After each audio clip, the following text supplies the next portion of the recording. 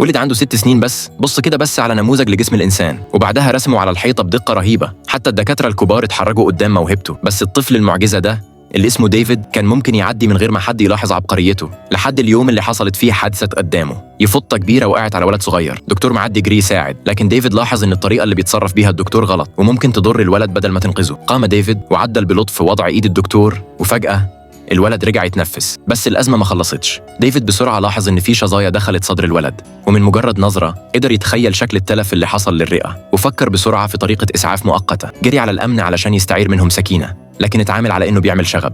ولما معرفش يشرح كفاية خطف كتر سكينة متعددة الاستخدامات وجري.